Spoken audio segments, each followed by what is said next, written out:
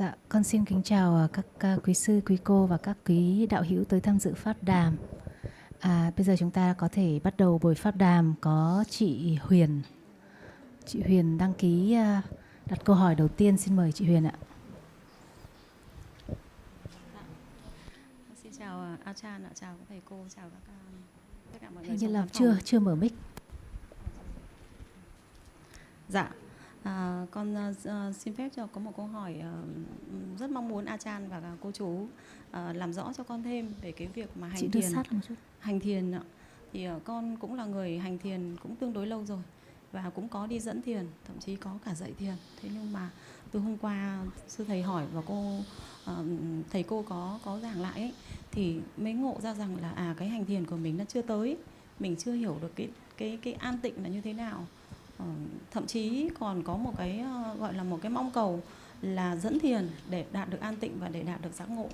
Vậy thì con rất mong Achan và thầy cô nói, tức là gần như giảng cho con hiểu rõ thêm về những việc con đang làm như thế nào cho nó rõ ràng hơn ạ. Dear Achan and teachers, I myself have been practicing meditation for a number of years and even teach meditation to others. And yesterday, when the monk asked the question about jhana, and Achan asked the question, do you know what is calm? That made me realize that I don't really know about what I am doing. So I would like to have more explanation from you all about this topic, because now I start wondering whether what I am doing is right or how should I proceed in the right way on this matter. Thank you. So it continue on I and I and I and I. And what is the truth? Is that I?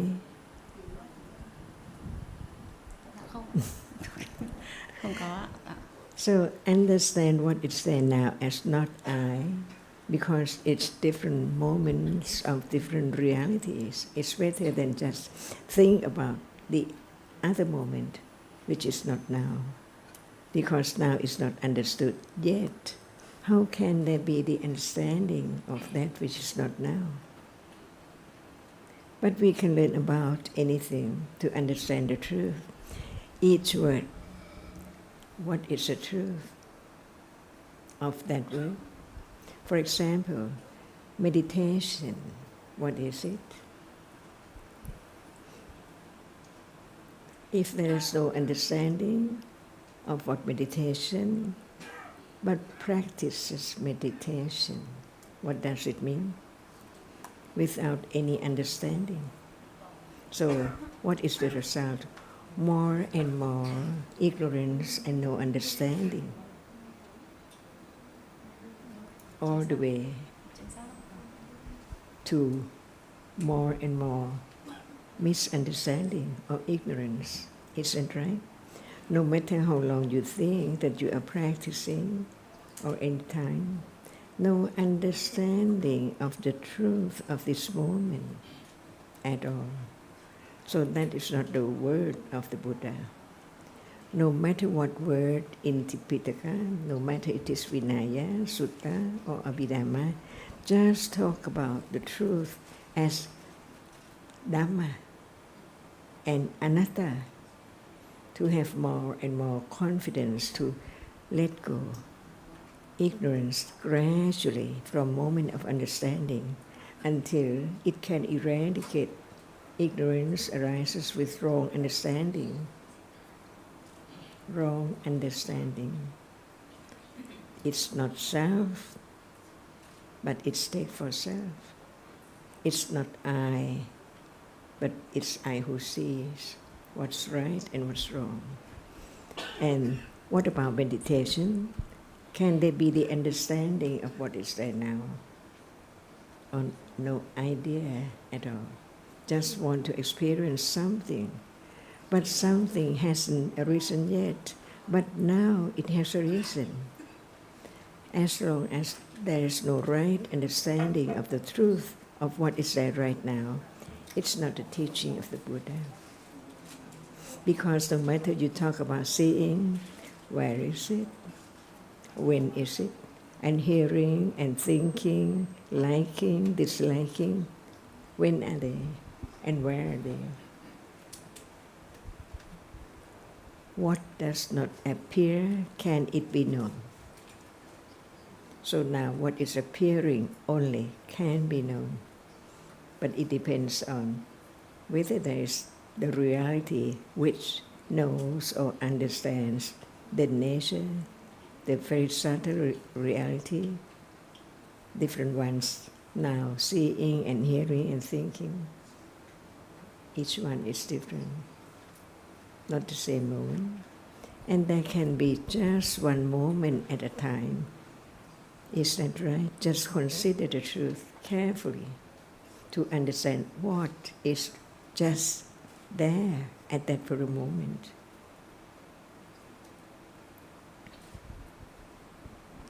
Dạ thưa bà là con đến bây giờ thì con tạm hiểu rằng là không có cái tôi, cũng không có cái bản thân mình. Nhưng mà con vẫn thắc mắc là các thầy vẫn thực hành thiền và giảng thiền rất là nhiều. Tất nhiên là cái thiền mà con dẫn và con thực hành thì nó không phải là thiền Vipassana hay là thiền gì cả, mà là thiền trên các luân xa. Mà thực tế là tối hôm qua con về con ngồi cuộc thiền thì thực sự là cái đầu của con nó bốc lên, nó rất là đau. Nó đau bốc lên, chưa bao giờ con thiền mà con bị cái cảm giác như vậy. Đau buốt hết cả đầu lên, mà cảm giác như cái đầu nó có thể nhấc khỏi cái cơ thể của mình được ạ. Thứ nhất là như thế, thứ hai là con cũng vậy thì con hiểu rằng là cái việc mà mình hành thiền, mình dẫn thiền nó không phải là pháp, đúng không ạ? Thì bây giờ cái việc mà con làm ấy, con phải thực hành, mà ví dụ như là con hiểu rằng là mình hiểu được cái thực tế bây giờ nó là cái gì, đúng không ạ? Thì cái việc mà bây giờ mình nói lại cho tất cả những cộng đồng mình đang dẫn dắt nó sẽ như thế nào? Con đang bị bối rối cái chỗ đó.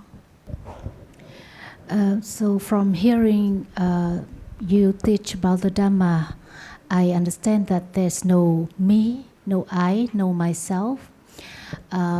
But there are many things that make me wonder. The first thing is that many monks still practice meditation. Myself, I don't practice Vipassana meditation like what they call, but I practice chakra meditation. And yesterday when I come back from the discussion, I sit down for meditation and suddenly I feel a lot of headache, very, very strong headache that never occurred to me before. And because I got very confused, so I think that now I am in the position of teaching others, but I cannot tell them what I don't think is true anymore. So what should I do? Or how can I solve this problem?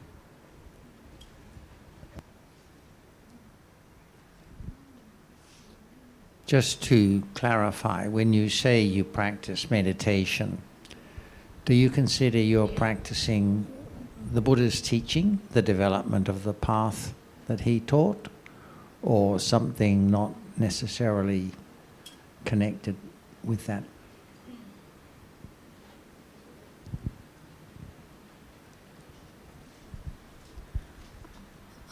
Thưa chú là thưa thầy là con không thực hành theo phương pháp thiền của các thầy, ví dụ như thiền Vipassana là không, mà con thực hành thiền theo luân xa. Nó là một cái phương pháp thiền khác.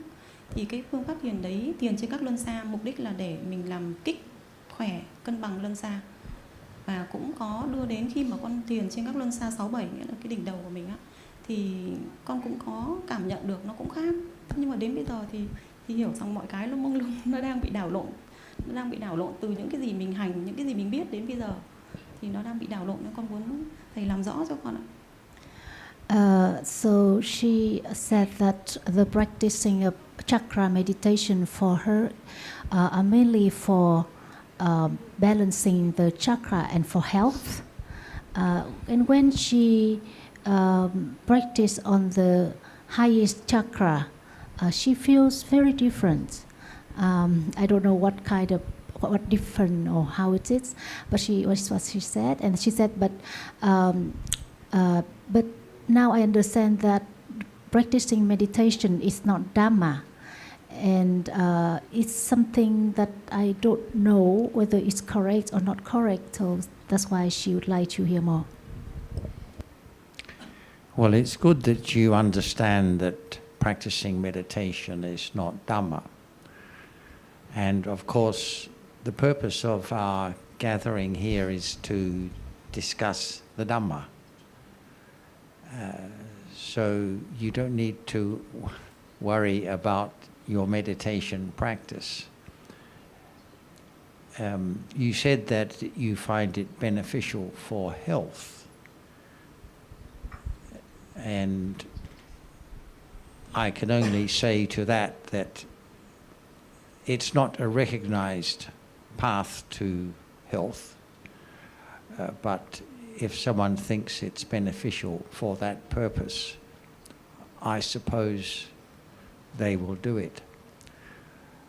But I think we need to start from the beginning to appreciate the point that the Dhamma is not meditation. Because the aim of the path taught by the Buddha is to develop the understanding which sees the true nature of this life and which comes to understand what are the conditions for further existence in samsara and what are the conditions for bringing that to an end. But we don't need to think too much about the end goal at the beginning, because we can appreciate that, as Ajahn mentioned earlier, for us, until we hear the Buddha's teaching, life is just all about ourselves and the things we like. There is no appreciation really of the nature of the present moment. There is just pursuing conventional ambitions and goals.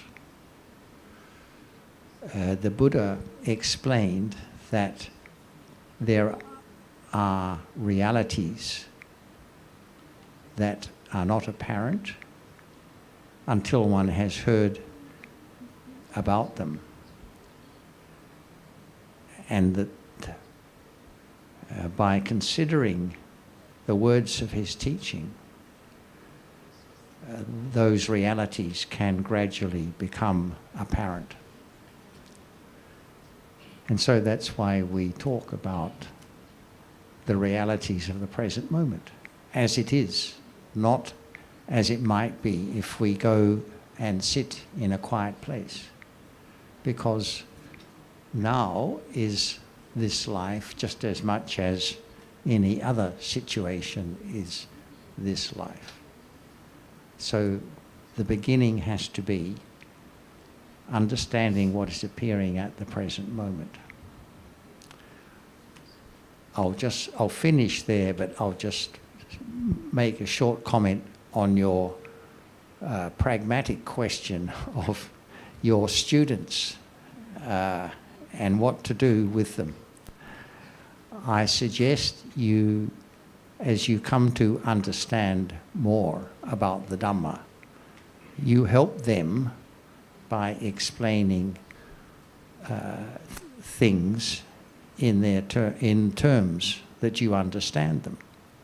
So, for example, you may explain that while what you teach them is beneficial for their health, it is not the same as an understanding that will be beneficial for them not just in this life, but in future lives also.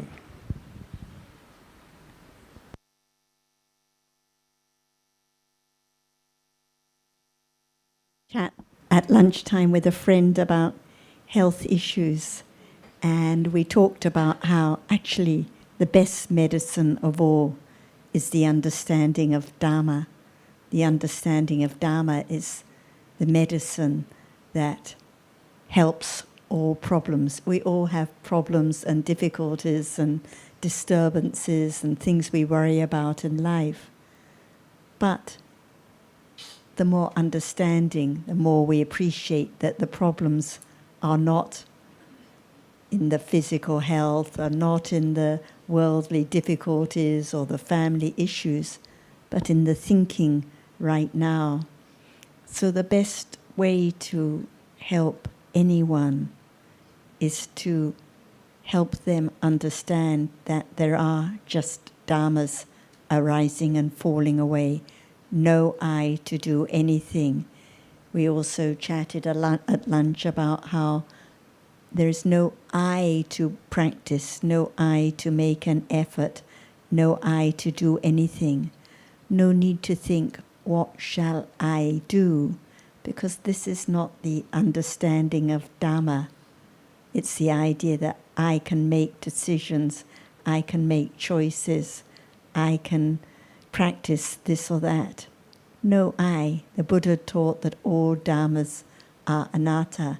So it doesn't matter what other teachers, other bhikkhus, anyone else says. The teaching that the Buddha taught is about all dhammas are anatta, the understanding of Dhamma right now. As soon as there's an idea of I practice meditation, it's not the understanding of Dhamma, because it, as Ajahn said, it's I doing something. And what is meditation? The Buddha used the Pali word bhavana. Bhavana means the development of understanding. It doesn't mean focusing on breath or focusing on chakra or focusing on abdomen or focusing on anything. It means at this very moment beginning to understand the truth. He taught that we can travel all around the world, but the world is here and now. The end of the world is right at this very moment of seeing or hearing, and it crumbles away, it falls away. It's the crumbling world at each moment. So this is life now. If there is no bhavana now, no matter sitting in the discussion room, going to the market, any time, if we wait for a special time and place to focus on a particular object, it's the wrong way, not the right way taught by the Buddha. And that's why there will be more and more disturbances, more and more headaches, more and more confusion, because it's the opposite of letting go. The right path is the letting go of the clinging to I, the clinging to the idea that I can practice or do anything. And so when we talked about calm yesterday, we said there is no calms at moments of seeing or hearing, smelling, tasting, touching. No calm at moments of clinging, I trying to practice or be aware of an object. No calm at those moments. Calm only arises at moments of kusala, moments of wholesomeness, at moments of kindness, moments of generosity, moments of understanding here and now. So at the moment of considering wisely like now, there is calm, no headache or disturbance at that moment. So I appreciate your sincere questions, because many people have been in the same situation, meditating for years, teaching meditation, and to appreciate that it's of no value at all. it's not the right way. It takes courage and sincerity to come back to the beginning and listen again to the truth at this moment. But when there is the courage to let it go and develop right understanding, it conditions a lot of joy. The burden of what I must do, the decision I must make, how I must teach my students is a big burden. So let understanding, let it all go. So consider more, appreciate more, and then those who you would like to help will benefit a lot. And I just want to add briefly, because you mentioned the special feeling that occurs when you reach the highest chakra. And I suppose you're wondering what that might be. Whether it's something special, it is, but as we understand it, it cannot be kusala, because it doesn't, it comes from following a practice which is not the same as developing kusala as and when it arises naturally. So the development of samatha or calm, which is mentioned in the teachings, but which, as we know, is not unique to the Buddha, and which culminates in the attainment of jhana, begins with the kusala that arises naturally in our daily life. And it's from recognizing those moments and appreciating their value that the calm is developed, that eventually leads to a high degree of concentration and then to jhana. If one follows some other practice and you get to a point where it seems to be calm, it's not going to be the calm that comes from developing moments of kusala in one's daily life and building on that.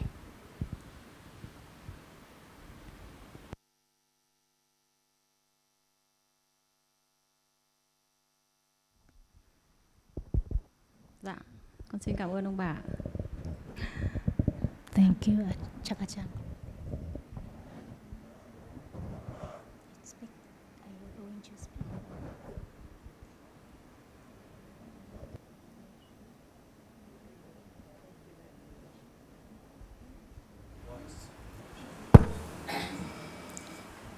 Everyone lives right now to what? Each moment. Live each moment to what?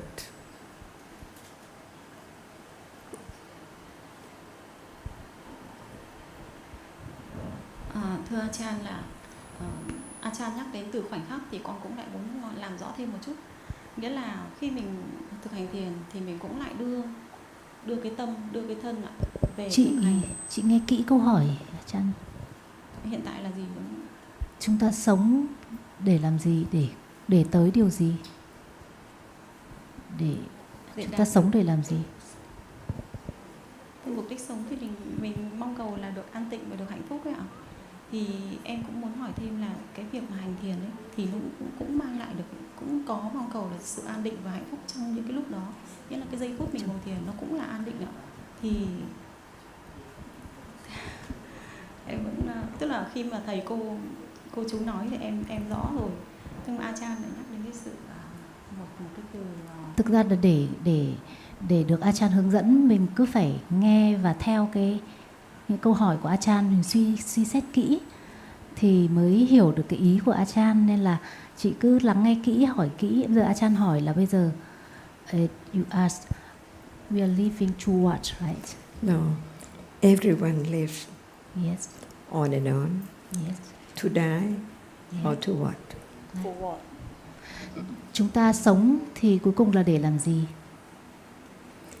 Just live to eat, live to hear, live to enjoy life, or when there is the understanding of the word of truth, just live like usual, to eat, to enjoy life, or to understand the truth. Be truthful. Having heard about the truth of this moment, that it can be known, it can be realized. So from now on, live to understand Dhamma, right? Or live to enjoy life as usual for a while and then die, and then born again, see again, hear again, and then die, just like now, again and again. No understanding of that which is now can be understood. What is it? It does not appear as it is at all. It appears as something, someone, or is something there. Even the voice or the sound is heard. What is it? It's something that would like to understand what is it. But the answer is from the enlightened one. What is there now is real. So real, isn't it? But what is the truth of the reality right now? What is it? Hearing, gone. Seeing, gone. Everything gone. Is that true? It has to be just like this, on and on and on and on, with attachment and ignorance of what appears from day to day. So now, live to understand the truth. Live to experience the nature of what is there now as it is. Is it better? Or just live as enjoying life with ignorance and more attachment to the what is seen, heard, and so on.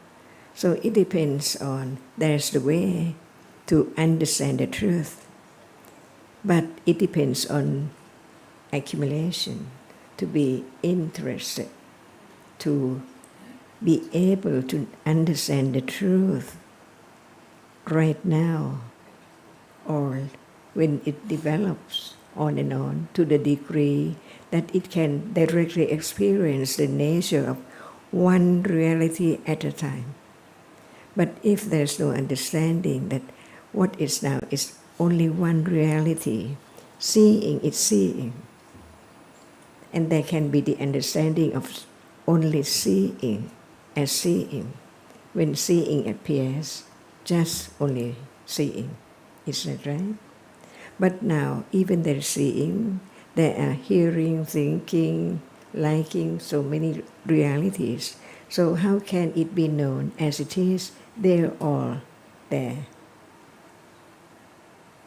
as something, because it's not clear understanding of what is there as we take for something. No matter a rose, a table, or a chair, what are there in this world are taken for something all day, all the time.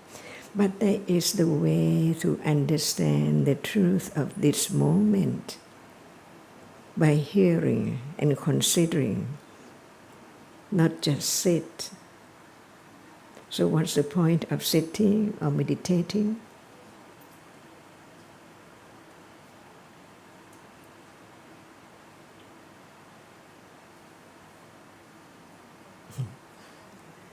Have you been meditated?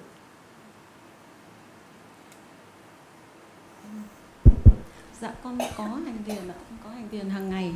Thế thì ở đây thì con cũng thực ra thì con là một giảng viên, thế con cũng muốn hỏi thêm là cái việc mà mình con hiểu rằng là mình sống ở trên đời thì không phải được hưởng thụ đâu ạ, con hiểu điều đó. Và cái việc mà mình sống, mình được sinh ra, mình phải tạo ra giá trị, mình phải cho đi giá trị và mình phải để lại giá trị cho cuộc đời này ấy.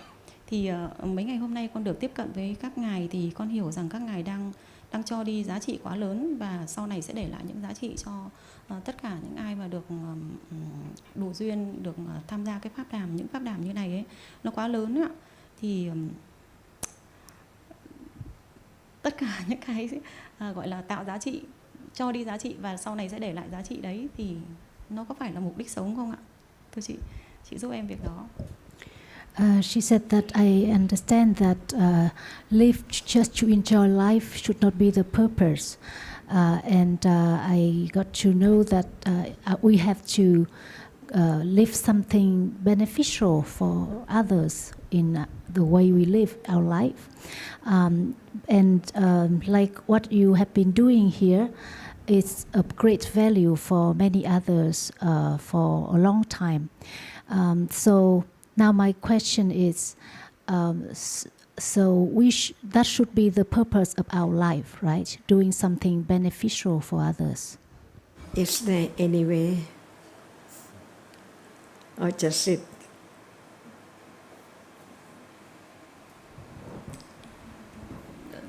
Can you do anything to understand the truth of this moment?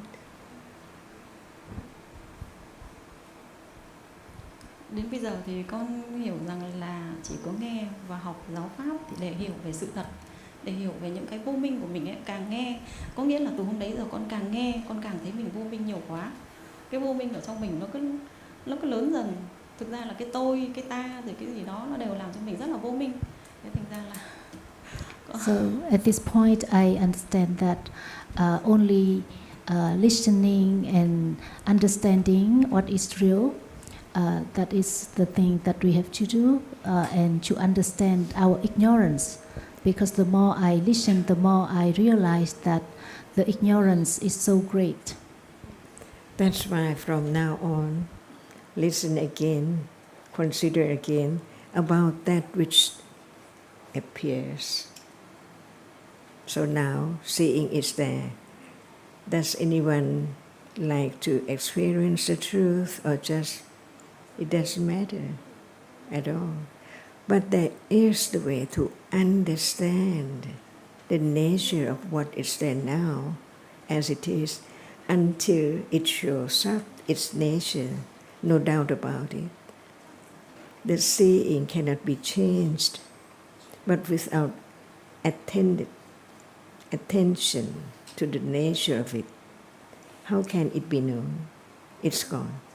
But from now, there is seeing, no understanding the truth of it, but it's real and it's different from that which is seen.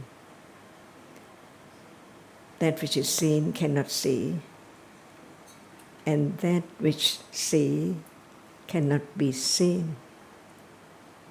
Right? Can anyone see the seeing? Can anyone see the hearing? Even there is hearing, the only way is to begin to consider that hearing is not the sound. At that moment, no one at all. Only that which arises and experiences sound. So sound is not a hearing, and the hearing is not sound. Sound appears to hearing, but does hearing appear to sound? See?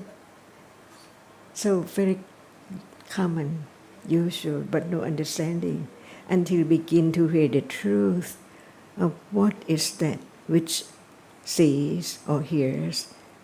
It's so real at the moment when it's there. Sees now, hears now. So it's a reality which experiences what is heard and what is seen. Is there that reality which arises and experience? When it arises, it has to experience one object. It can be smell, it can be hardness or softness now. Just now is the proof whether there is a reality which experience sound or sight or hardness, anyone, not at will, but by conditions. It's like thinking like now, we cannot control it. It's already arise and then fall away. Can that be known? The truth that it's not there forever. Seeing now is not there forever. Hearing now is not there forever. It's just a moment of seeing and gone, a moment of hearing, a moment of thinking. Learn to understand that life is only this way. What is there conditioned to arise and fall away instantly. Begin to have the foundation of the truth at moment of hearing about what is there now. So without hearing, considering, can there be the letting go, clinging to it as something? Are you sitting? You don't have to say, I'm sitting, but I is there already, which sits. Do you hear? Do you hear? Hearing hears. Carefully consider little by little about the ultimate truth. At moment of a reality arises and hears and gone, no one there at all. And that which is heard also gone. So no more hearing, no more having that as object at all. So the reality which arises and falls away and experiences the object right now, so very, very short, very, very quick. No one can imagine how quick it is. Close your eyes, everything's gone, nothing appears. See, who make it that way? It's the way it is, so quickly. And as soon as one opens one's eye, everything instantly there. How come? From nothing. When one closes one's eyes, nothing, and then opens one's eyes, everything instantly there. If there's no seeing, can there be what appears now? As many, many things. So not I, no one, only the nature, the reality which is real, which is conditioned to arise to experience. That's why now we begin to use the term for the reality which arises as and experience the object as citta. So now, as soon as one heard the word citta, no doubt about what citta is. Is that citta? It's heart, not citta. So learn to understand the different kinds of reality. One arises and experiences the object because its nature is to experience what is there through eyes, through ears, through nose, tongue, and body, and mind. From birth it's there, each moment, unknown. But now we begin to know that this moment of seeing, it's not the eye, it's not that which is seen, but it is a reality, no shape, no form, just arise to experience an object and then gone instantly. No one can hold it, no one can catch it, no one can touch it, but it's there now, sees. No one sees. Learn to understand Dhamma as no one and no thing at all.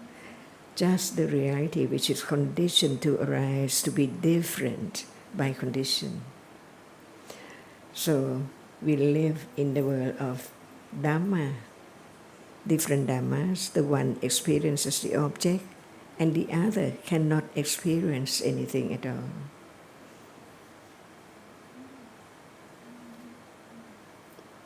Is there hardness now appearing?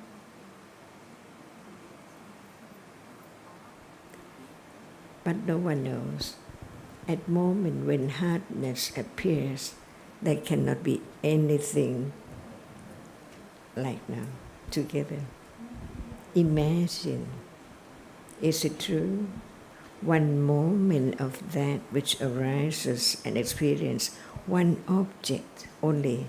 Seeing cannot hear, it cannot smell, it just can see, it sees only.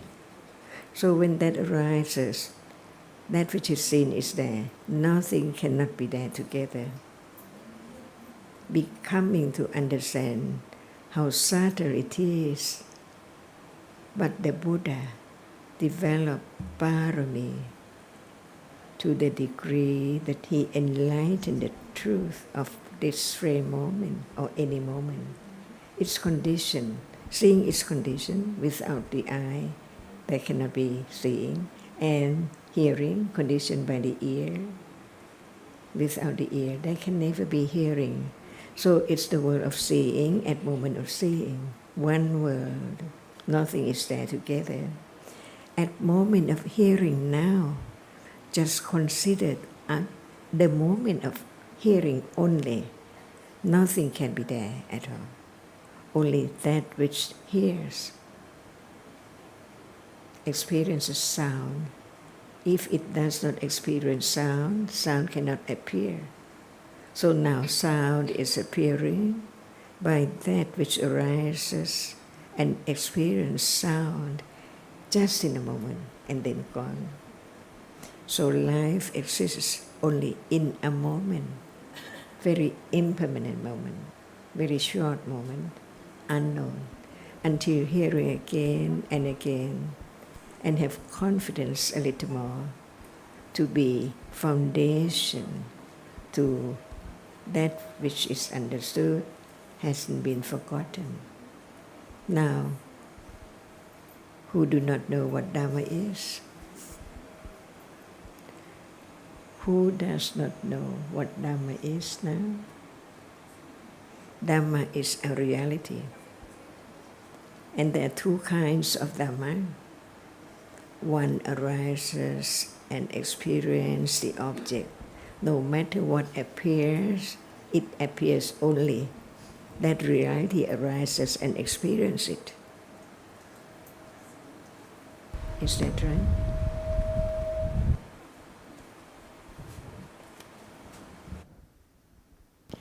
You mentioned that it's very important to you to do something that's beneficial for others. And many people here also have accumulations to be very generous and very kind. And the Buddha encouraged all kinds of kusala. He encouraged generosity of all kinds. And he also encouraged kindness, metta, helping the others, being concerned for the others' welfare, being friendly no matter who one is with, no matter where and when. But he said these are nothing compared to the kusala of developing understanding. So the understanding of the truth is the greatest kusala. So whilst developing kindness, generosity, friendliness, develop understanding, the greatest kusala, and through understanding, that will also be what is most beneficial to others. But just the understanding itself, whilst listening, considering any time, is very valuable. And without the understanding that Ajahn has been talking about, seeing now, hearing now, the realities that experience now, the realities or dharmas that don't experience anything now, there is the gradual letting go of self and I and what I want to be a good person or a kind person and so on. And there is the understanding of what true generosity is, not just I want to be kind, or when I teach meditation, I'm helping the others. But it's the understanding only that can understand what kindness is, what generosity is. Because usually we take the clinging, the attachment for kindness. We take the clinging to the gift for generosity, the expectations. So it's only with understanding that there can be truthfulness about what is goodness, what is kindness, what is helping the others. So it takes a lot of honesty and courage and sincerity to gradually let go of the idea of I and the strong clinging to I that would like this and that. So understanding is what is most precious. So that's why every time we come back to now, this moment, just hardness that is touched, not something, not a microphone, a table, just a Dhamma, an element, a dhatu as we talked about yesterday, and the seeing, not my seeing, the giving, not my giving, the kindness, not my kindness. They're all just different dhammas. Nama dhammas, those dhammas which experience an object like seeing or hearing, and those dhammas, rupa dhammas, that don't experience anything, such as the sound that is heard now, the hardness that is touched. Different from the ideas and the dreams about chakras and flowers and the lake outside. These are not dhammas. So this is why we discuss, consider and learn more about what dhammas are.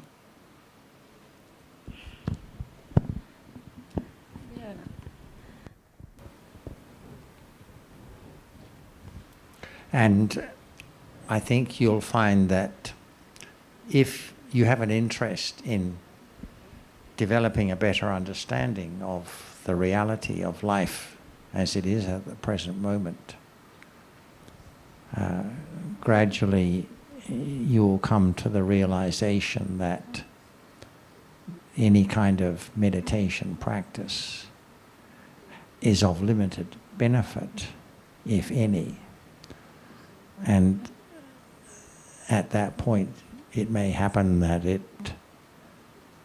doesn't continue because you can appreciate that perhaps what is driving the meditation practice, in fact, is expectations of some greater gain. And even if you say, well, it's just for health benefits, but really, secretly, there's the idea that it is developing a higher mental state. Otherwise, why would one do it, really? But it has. I'm not saying that you should stop the meditation practice right away. I'm just saying that in time, if you come to appreciate the value of developing understanding, then the motivation for meditation will fall away naturally. Biết ơn ạ. Cảm ơn chị. Xong rồi đúng không ạ? Có hình như là bạn Hà đăng ký hỏi đúng không? Mời bạn Hà. Just a moment, please. Để A Chan nói thêm một chút. Is kindness real?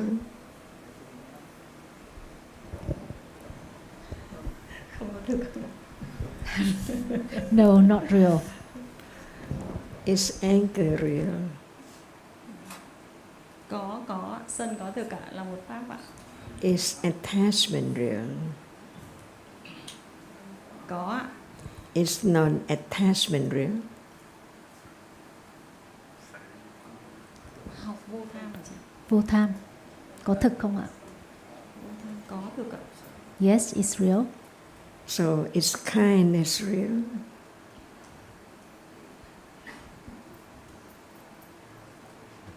Từ ái có Is thực. generosity real? Có thực ạ. Yes. What is it? Có ạ. Có. What is it? It's real. What is it? We learn to understand the Là truth. pháp ạ. It's Dhamma, Ajahn. Yes, it's Dhamma. Why is Dhamma?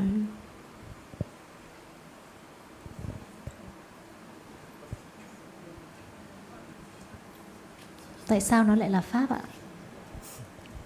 Vì nó là một sự thật không thay đổi theo thời gian và không gian. Em nghĩ là như vậy. Because it's a truth that cannot be changed. Whatever real, it's a Dhamma. Whatever is real, it's a Dhamma. Is kindness real?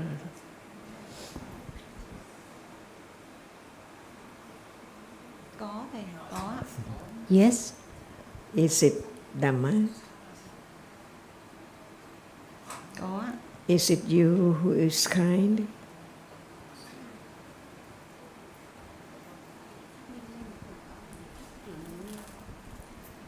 Dạ có ạ. Có phải chị là người từ ái không? Từ ái thì không phải là tôi, nó không có cái mình ở trong đó, không có cái tôi. Kindness is not me. There's no one in the kindness. Okay. Is kindness citta?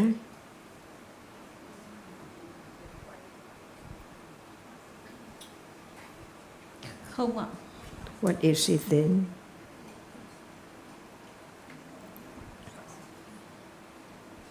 Nó từ ái thì nó xuất phát là mình mong, như một cái sự mong cầu là mình mang một cái điều gì đó tốt đẹp cho một người. Tại vì câu hỏi là nó có phải là tâm không? Thì chị trả lời là nó không phải là tâm. Thì Ajahn hỏi tiếp, nó không phải là tâm thì nó là gì? Nó là một pháp đúng không ạ? Đó là một pháp. Nó không phải là tâm thì nó là pháp nào ạ? Em đang bị lẫn lộn chỗ đó. Bây giờ thì bảo tâm lại là pháp ạ. Từ ái là một pháp ạ. Thế chị nói là chị không rõ thì để Ajahn trả lời. Vâng, con không rõ chỗ này ạ. She doesn't know, Ajahn. She's not clear on this point. So is Dhamma and is real? Does it experience an object?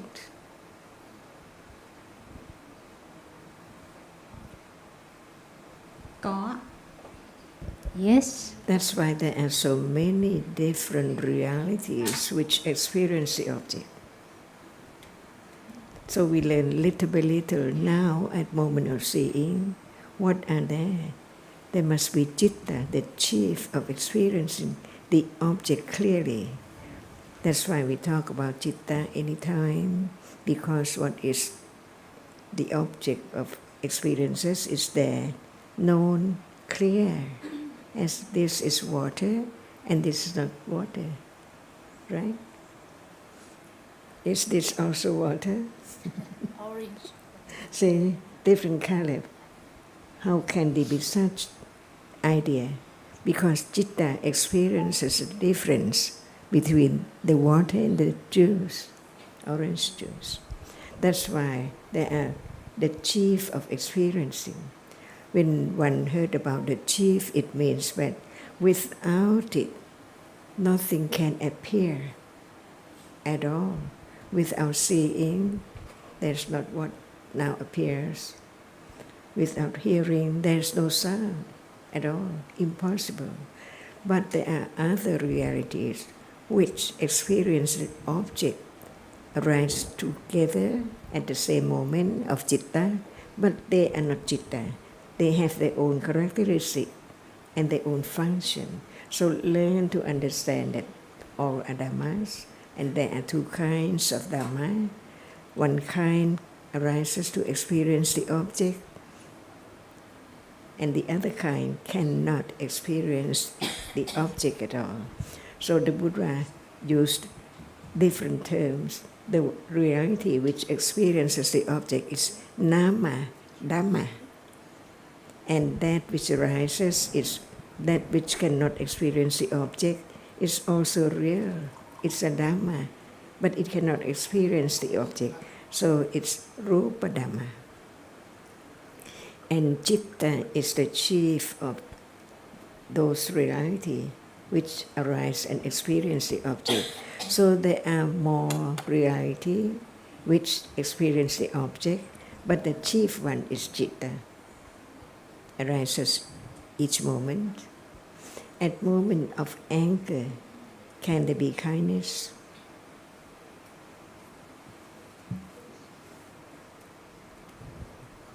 Không ạ. No, Ajahn. So kindness is not anger, is that right? Dạ vâng, không. Intl.Dhamma. Có là pháp ạ. Yes, they are. Kindness and anger are what kind of Dhamma? Pháp bất thiện, sân là pháp bất thiện ạ. Còn từ là pháp.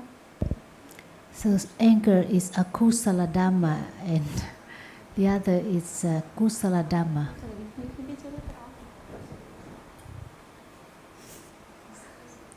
Is anger Citta? Is anger Citta? Đây là khái niệm mới, con chưa biết.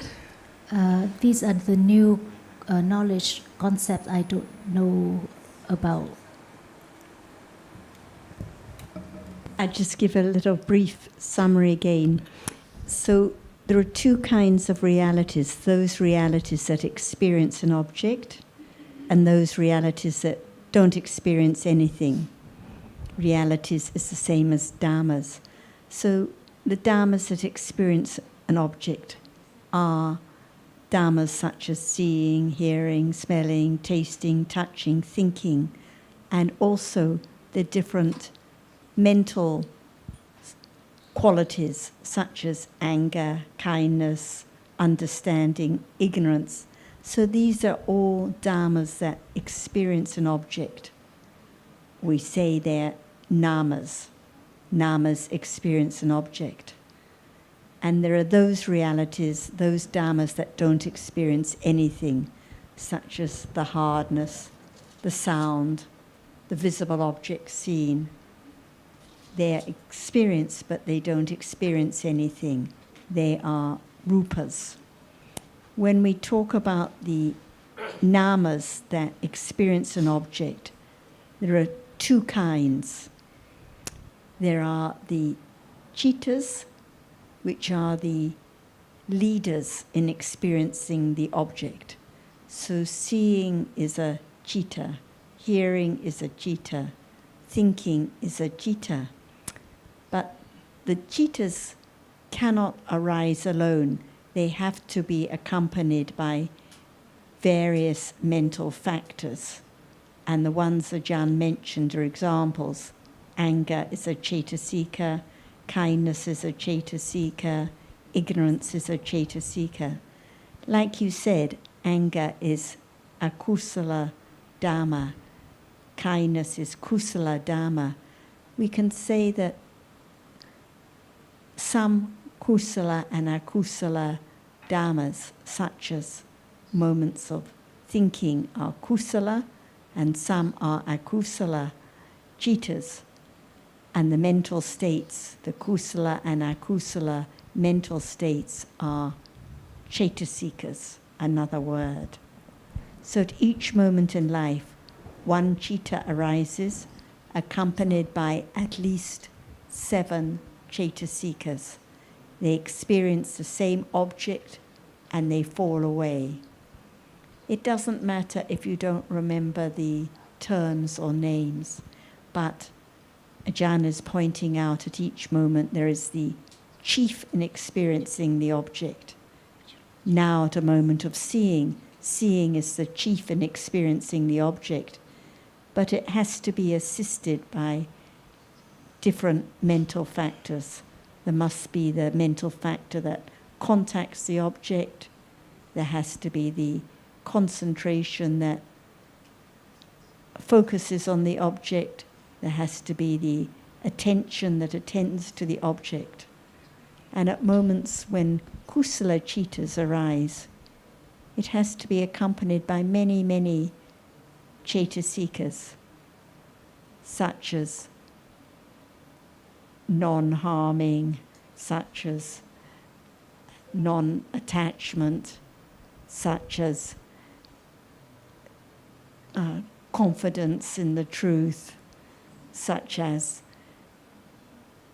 awareness. So these are wholesome mental factors. Generosity is a mental factor. Kindness is a mental factor. Understanding is a mental factor. But there isn't understanding with each one. So this is just a little summary.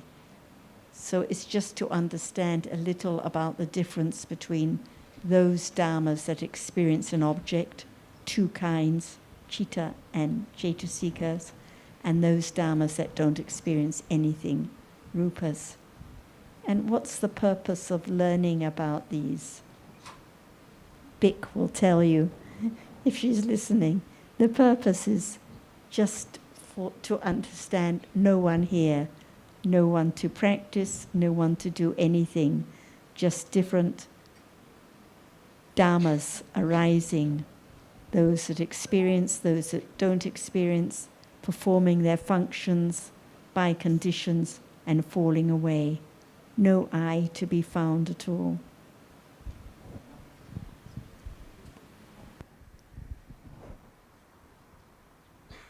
Biết ơn ạ. Is kindness I?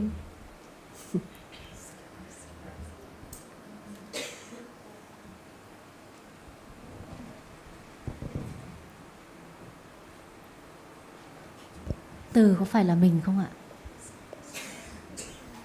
Không ạ. No. Là một pháp. What is it? Nó là gì ạ? Là một pháp. It's a Dhamma. What kind of Dhamma?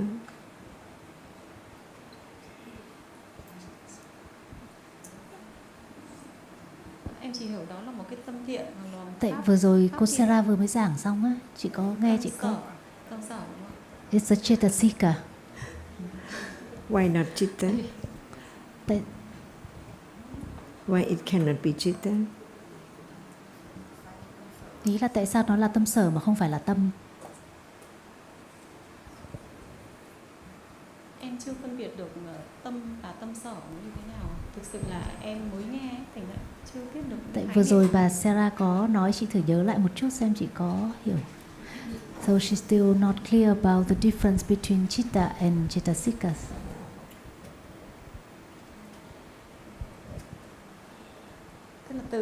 Tức là thầy đang muốn hỏi là từ ái là tâm hay là tâm sở đúng không chị? Dạ. Từ là sợ tâm hay là tâm sở thì chị trả lời là tâm sở. Và Achan hỏi là vì sao nó là tâm sở chứ không phải là tâm? Vì nó có đối tượng đúng không ạ? Có gì nhỉ ạ? Gọi là có đối tượng để cho mình hướng cái tâm đấy đến thì là gọi là tâm sở. Hình như sai. She said that it's a cettasika because it has an object. It has an object towards it. There is kindness.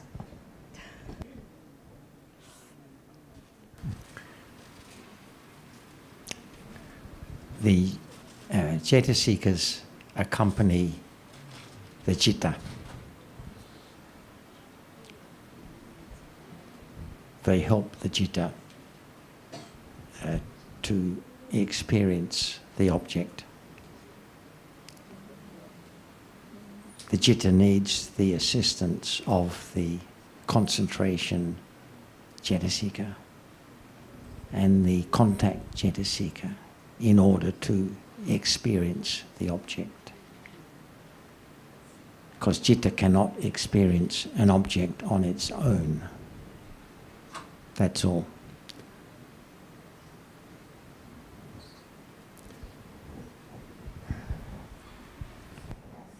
When a kusala citta arises, it needs many kusala cetasikas to arise. Actually, kusala cetasikas to make it kusala citta experiencing the object. So kindness is one cetasika that accompanies the citta to experience the object. So that's why it's a Cetasika. It experiences the same object as the citta and the other Cetasikas that arise together.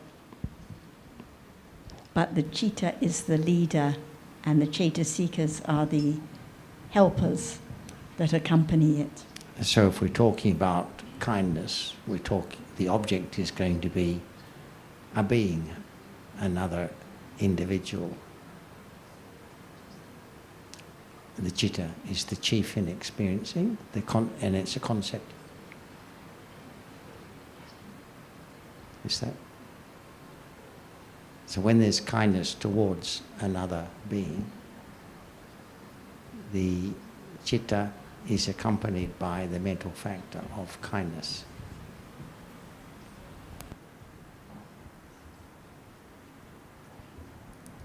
Can you be kind to the flower?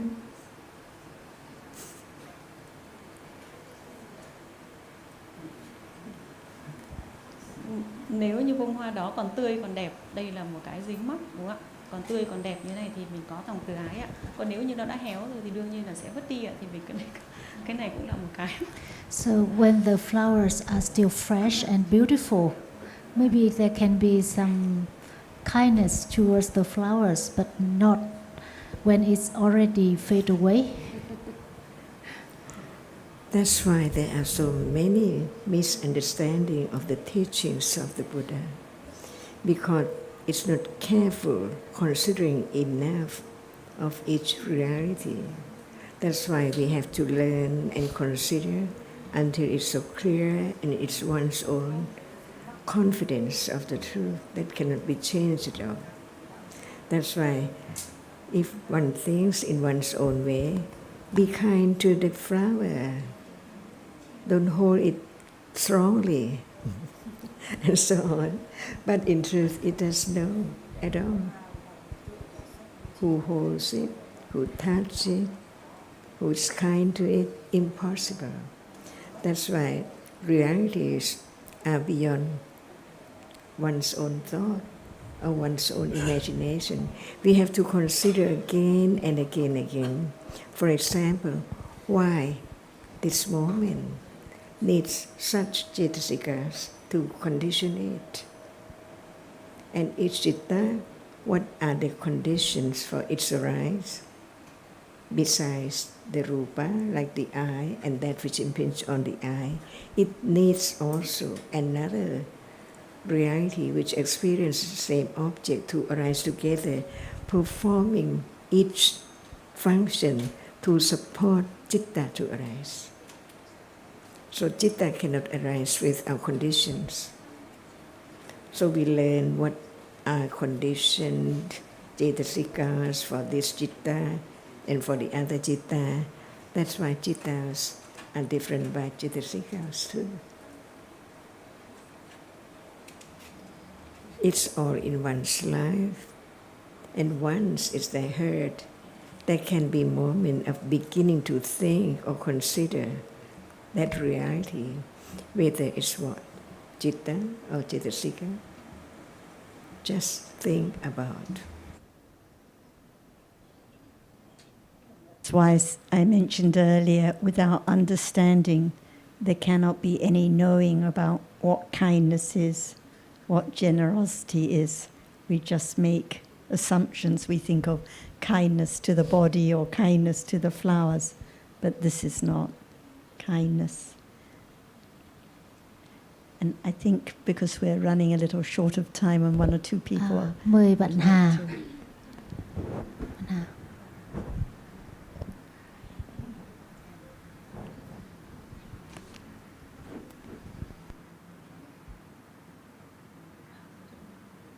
Con xin chào bà Sarah.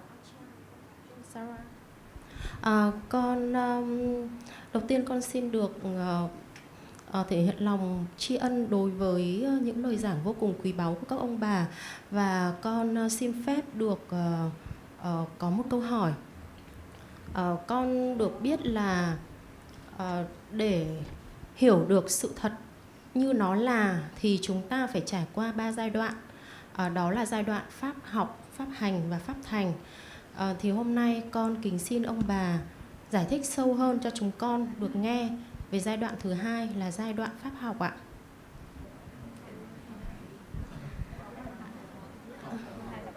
Em nói tiếng Anh luôn.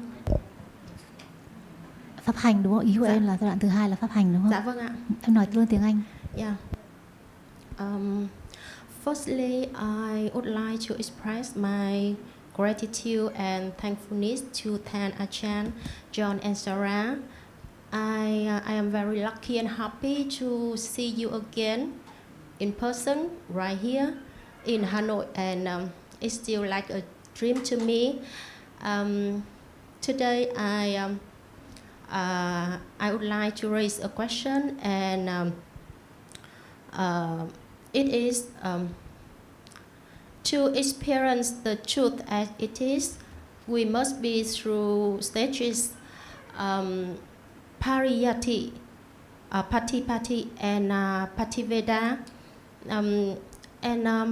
Today I would like to be touched and further explained about the second stage, patipati.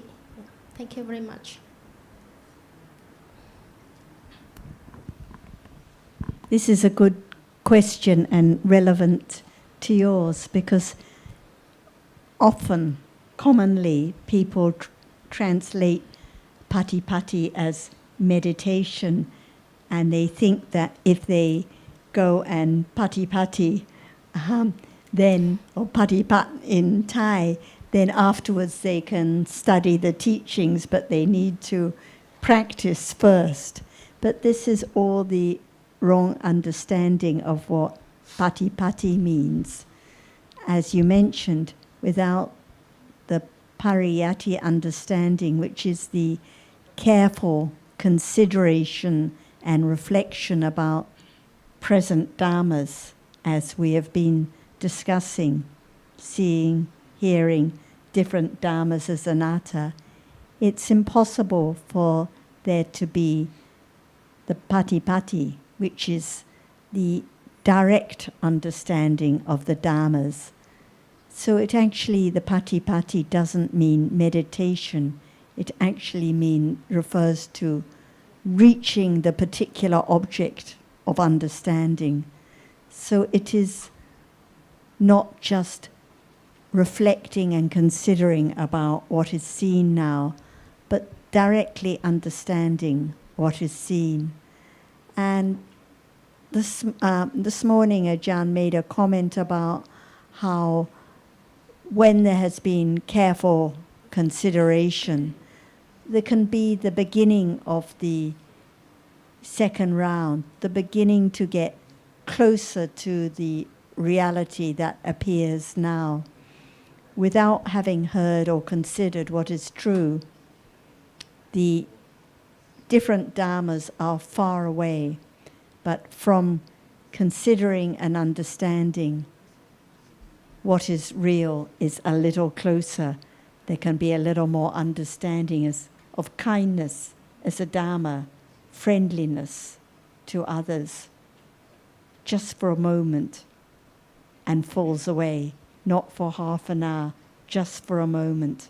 And it's not my kindness, not my generosity. It's just a dhamma, a cetasika, that arises and falls away. So now there is considering about it.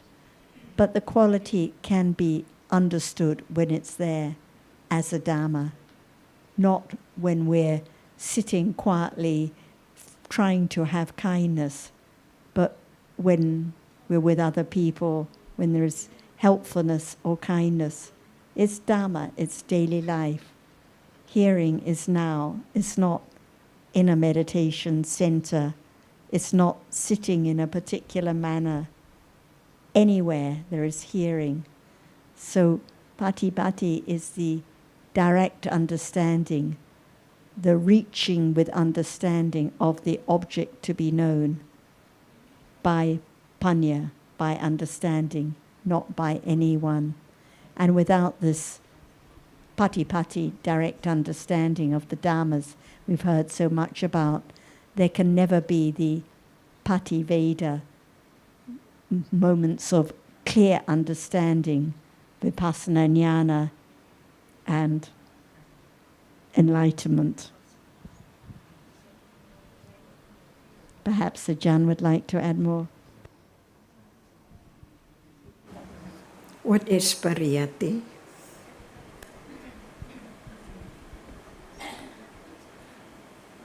I think that is the time that we understand the Dhamma by theory and based on what we have been learning. About seeing, Yes. hearing, Yeah. smelling, Yeah. attaching, disliking, hunger, or to be full. Whatever is there in life can be studied. Begin to understand the true nature of each moment. It's different by conditions, no doubt. What is touched is hard or soft, right? Yeah. So now, is the table hard?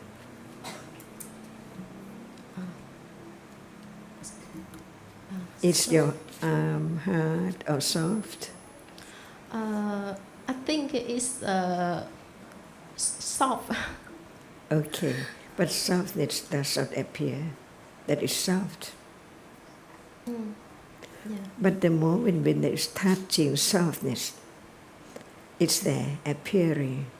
To be known, it's just a moment of the appearing of that which is experienced. Yeah. Otherwise, it cannot appear. No matter what we are talking about now, before, we are talking about the truth of each moment. Hardness only appears when there is touching. At moment of seeing, we think that it's hard. We remember that it's hard, but in truth, it's just thinking. But hardness does not appear as hardness. That's why we begin to understand what is meant by direct understanding, the reality which is there, which is experienced, which appear as nimitta of touching and nimitta of hardness. Learn to understand the different characteristics. Otherwise, we just say hardness is experienced by citta and cetasikas arising together. But nothing is the exact reality at exact moment yet. So now hardness is there appearing to touching only. Yes. And that which is touched is not that which is touched. It touches. But that is touched. Is there any understanding of these two so well as pariyati? Yeah. So pariyati is so firm, no doubt about what is there now. So it conditioned moment of instantly anattanis by conditions begin to attend to the characteristic of that which appears, which is hard, not that which experiences. Begin to understand correctly at that moment what is the object of experiencing and what is the experiences. Otherwise, it's just the idea. But at that moment, it's not the idea. The characteristic of hardness can be your arm or anything at all. Learn to understand the ultimate truth of each moment, which arises and falls away until it appears as nimitta of something, no matter nama or rupa. And that moment, no doubt about what is there. Not just the experiencing, and not just the object, the hardness which is experienced. What is there? See, pariyati. When pariyati is so well versed and firm as foundation, no doubt about what is there which hasn't appeared at all. It's there appearing to understand the distinction between the one which experiences as citta, and citta cannot perform the function of being aware at all. It just performs the function of experiencing the object only clearly. At that moment, it performs its function of citta, but at moment of attending or being aware of the nature of that which is hard, not that which experiences hardness. What is that? Pariyatti. So it's not just very few words only that can condition the direct understanding of what is there. So we learn more about different cetasikas. Have you heard about sati? See, pariyatti? Understanding what sati is? No one.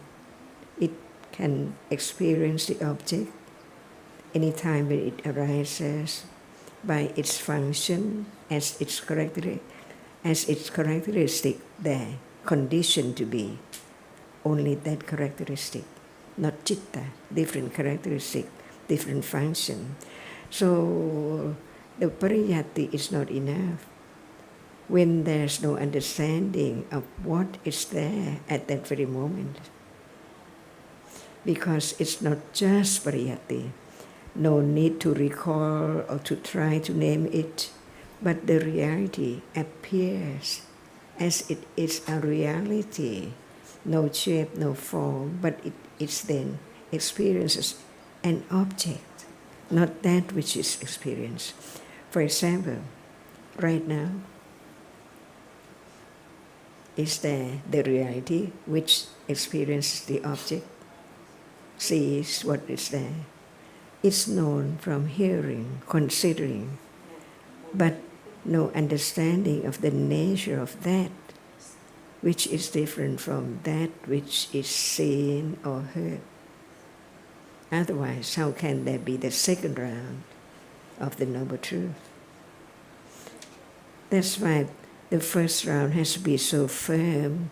What is meant by so firm? Letting go, attachment or desire, understanding what is there by conditions, and understand what conditions. For example, seeing. Condition for seeing is the eye base, and that which now appear impinge on the eye base. If it's at the back, it cannot be seen because it didn't impinge on the eye base. So how can they be seen what is there at the back? That's why learn more, understand more of pariyatti. It's more letting go. The idea of I am aware or I understand that. Because right understanding begin to understand what is there when it appears like sati. We learn a lot. Sati is not citta, it's not feeling, vedana, it's not remembering, sanya. It's different because it's the moment of not forgetting, stage by stage. Not forgetting now that it's Dhamma. It's sati, not anyone at all. But now it's not Dhamma, it's I. It means that no sati. Even to think about the truth of what is there in words. That's why right understanding develops very gradually, very subtly, unknown, like holding the knife's handle. And one knife handle, not big, but it takes quite a long time to wear it away.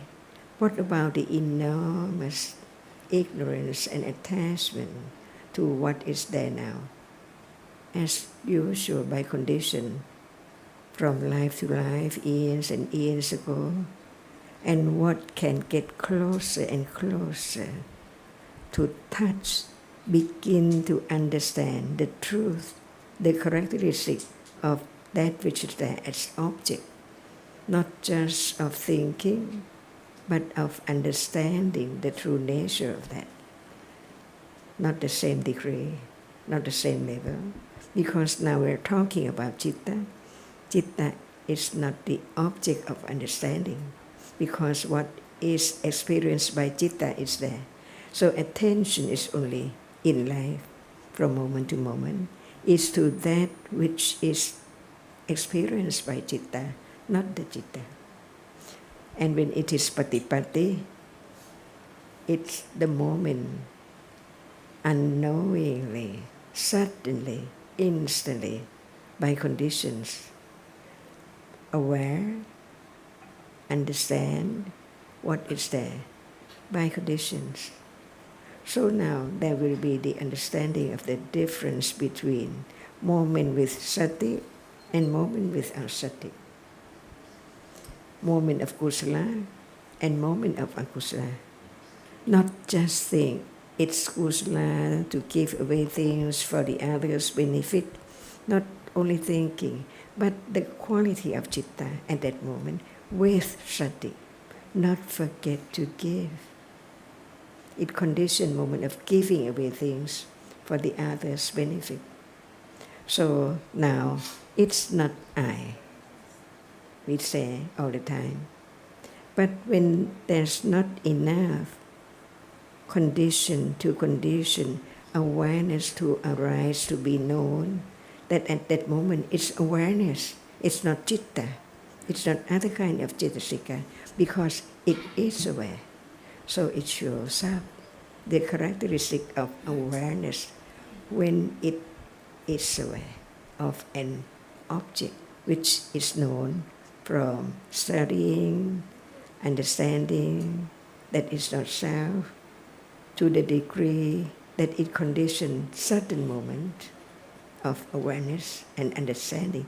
Just begin to know that object is to understand.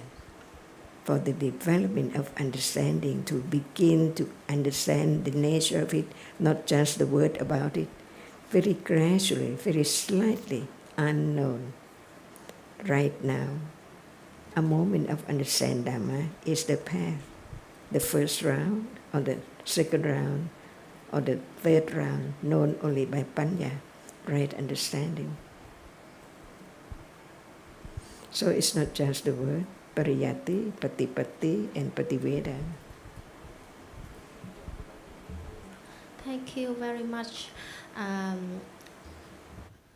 Thank you for your useful and meaningful teaching.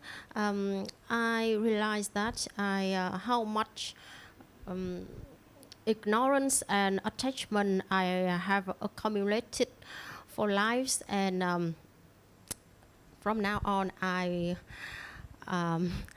will try to have sati and focus on the present moment. And this is not pariyati understanding. Because when it's I trying, or I'm having sati, or I have so much attachment, or I have ignorance, this is not pariyati understanding, because it's all about I. So it cannot be the firm pariyati understanding to condition. I think it's just a manner of speaking. She's just saying she'll keep in mind what Ajahn has said as a reminder.